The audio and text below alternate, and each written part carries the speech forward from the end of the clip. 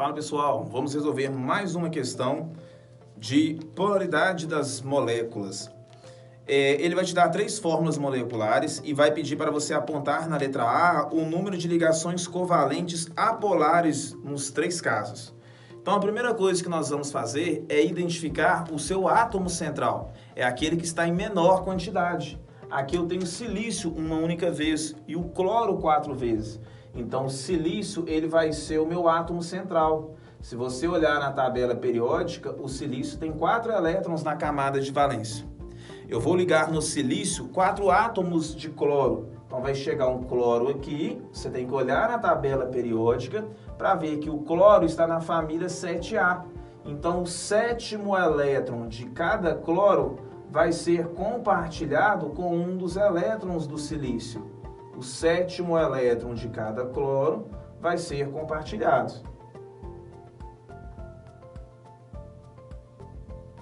Fiz então a fórmula eletrônica do SiCl4. Vou fazer agora do AsH3. AS está lá na família 5A da tabela periódica. Tem 5 elétrons na última camada. Para que ele fique estável, eu vou ligar 3 hidrogênios nesse átomo central. 3 hidrogênios no átomo central. Próximo, SeH2. O selênio está lá na família do oxigênio. É a família 6A da tabela periódica. Eu vou ligar no selênio 2 átomos de hidrogênios. E aí na letra A ele pergunta, né, ele pede para apontar o número de ligações covalentes apolares. A ligação covalente, ela vai ser apolar quando os átomos forem iguais, forem do mesmo elemento químico, forem do mesmo tipo. Quando a ligação covalente for entre átomos de elementos diferentes, ela vai ser polar. Então olha aqui, ó. Silício é diferente do cloro. Ligação polar. Silício diferente do cloro. Essa ligação também é polar. Todas as ligações covalentes ali são polares. Aceno é diferente do hidrogênio, ligação polar, ligação polar, ligação polar. Selênio é diferente do hidrogênio, ligação polar. Selênio diferente do hidrogênio, ligação polar. Se a ligação fosse entre átomos iguais, por exemplo, hidrogênio ligado a hidrogênio, seria ligação covalente apolar. Nós não temos nenhuma ligação covalente apolar dentro de nenhuma dessas moléculas. Letra B. Aponte os pares eletrônicos livres existentes nos 3 compostos. Se você considerar todos os átomos e não apenas o átomo central, você responde que na primeira você tem 1, 2, 3, 4, 5, 6, 7, 8, 9, 10, 11, 12 pares de elétrons livres, são os elétrons não ligantes.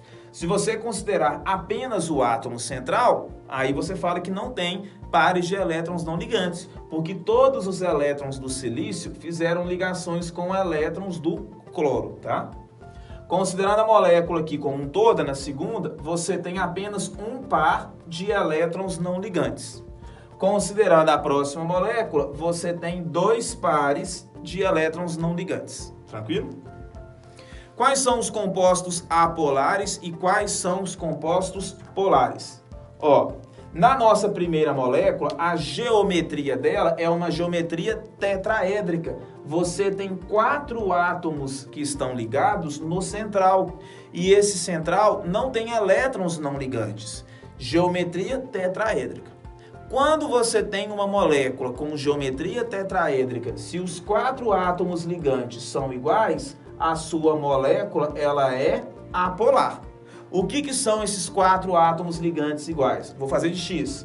Aqui, ó, cloro igual a cloro, igual a cloro, igual a cloro. Os 4 ligantes são iguais. Na próxima molécula, quando o átomo central, igual aqui e também no terceiro exemplo, eles têm elétrons não ligantes, tá? Átomo central com elétrons não ligantes, já pode afirmar direto que a molécula ela é polar.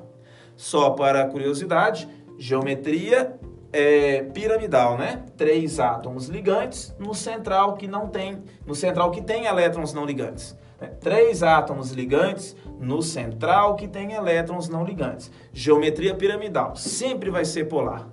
2 ligantes no central que tem elétrons não ligantes.